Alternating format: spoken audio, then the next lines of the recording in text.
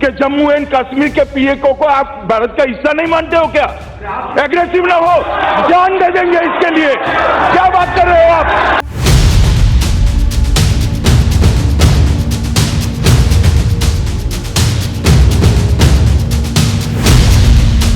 नमस्कार, मैं श्रेया शुक्ला, आप देख रहे हैं वीके न्यूज। देश में अनुच्छेद 370 बड़ा मुद्दा बना रहा है। इसको हटाए जाने के लिए बीजेपी ने एड़ी चोटी का जोर लगाया और गलत रास्ते पर देश 70 साल तक चला, इसलिए आज मौका है इसको उठाने का। कि जम्मू एंड कश्मीर के पीएको को आप भारत का हिस्सा नहीं मानते हो क्या? एग्रेसिव ना हो, जान दे देंगे इसके लिए। क्या बात कर रहे हो आप? वहीं विपक्ष इसके विरोध में हमेशा से खड़ा रहा। सुप्रीम कोर्ट ने भी सरकार के पक्ष में फैसला सुनाया, लेकिन कुछ ऐसे तथ्य हैं जो हमें जम्मू कश्मीर के बारे में जानने चाहिए। चलिए जानते हैं कि जम्मू कश्मीर को किसने खरीदा था और 75 लाख का सौदा कैसे हुआ, और इस राज्य को 370 जैसा विशेषाधिकार क्यों दिया गया और इसकी जड़ें कितनी पुरानी है। चलिए जानते हैं। 5 अगस्त 2019 के बाद जम्मू कश्मीर में आर्टिकल 370 बीते दिनों की बात हो गई। संविधान के इसी अनुच्छेद के तहत जम्मू कश्मीर को विशेष दर्जा दिया गया था, जिसे केंद्र सरकार ने खत्म कर दिया।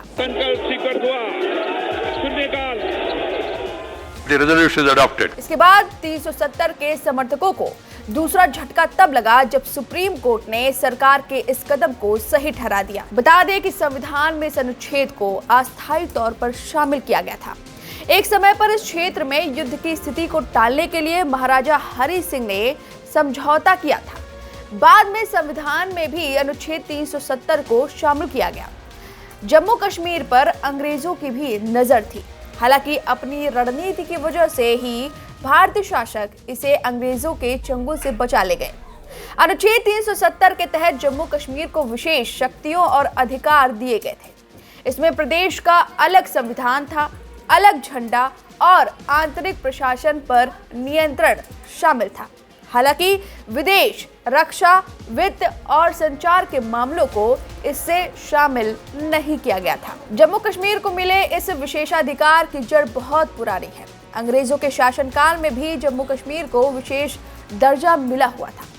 आइए समझते हैं कि आखिर आजादी से पहले जम्मू कश्मीर का इतिहास क्या था। ईस्ट इंडिया कंपनी के शासनकाल में 1846 से 1858 तक यह एक राजशाही प्रदेश था, यानी यह सीधा ईस्ट इंडिया कंपनी के नियंत्रण में नहीं आता था। यहाँ राजा का ही शासन होता था। हालांकि वह ईस्ट इंडिया कंपनी के कई आदेशों को मानता था। इसके बाद 1947 तक यह ब्रिटिश शासन में रहा।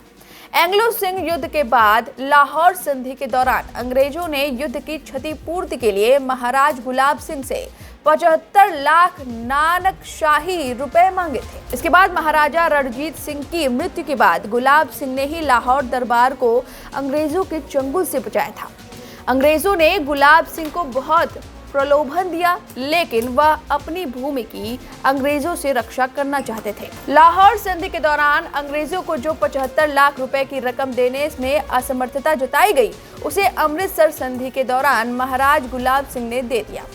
इस तरह से उन्होंने लाहौर दरबार को अंग्रेजों के हाथ में जाने से बचा लिया। इसी संधि के तहत महाराज गुलाब सिंह जम्मू कश्मीर के स्वतंत्र महाराज बन गए। ब्रिटिश राज में भी जम्मू कश्मीर को स्वायत्तता थी। 1947 के बाद चीजें बदली। विभाजन के समय जम्मू कश्मीर के शासक महाराजा हरि सिंह ने न तो भारत के साथ जाने का फैसला लिया और न ही पाकिस्तान के साथ। हालांकि जब उन्होंने देखा कि पाकिस्तान की तरफ से आदिवासी आतंकियों का हमला होने लगा, तो उन्होंने पुनर्विचार करना पड़ा।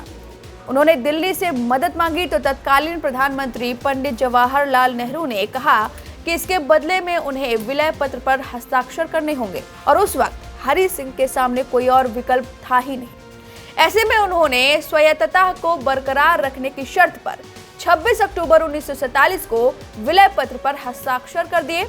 एक दिन बाद ही गवर्नर जनरल माउंटबेटन ने इसको मंजूरी दे दी।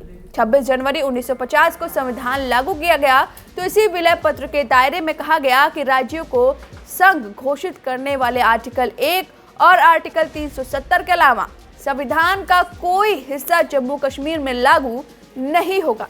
हालांकि संशोधनों और अपवादों को लागू करने की बात इसमें कही गई थी, लेकिन इसके लिए राज्य सरकार से सहमति लेने की जरूरत थी। इसके बाद 1951 में 75 सदस्यों की जम्मू कश्मीर संविधान सभा का गठन किया गया। इसमें जम्मू कश्मीर के तत्कालीन प्रधानमंत्री शेख अब्दुल्ला भी शामिल थे। 1956 में जम्मू कश्मीर में अलग संविधान लागू किया गया। हालांकि इसे अपनाने के लिए एक घोषणा की गई जिसमें कहा गया कि जम्मू कश्मीर राज्य भारत संघ का अंग है और रहेगा। हालांकि उसी दिन इस संविधान सभा को भंग भी कर दिया गया था। ये कुछ ऐसे तथ्य हैं जो 370 से जुड़े हुए हैं जो राज्य को प्राप्त है। अब इस जानकारी पर आपकी जो भी राय है हमें कमेंट करके जरूर बताएं। वीके न्यूज, राष्ट्र के नाम।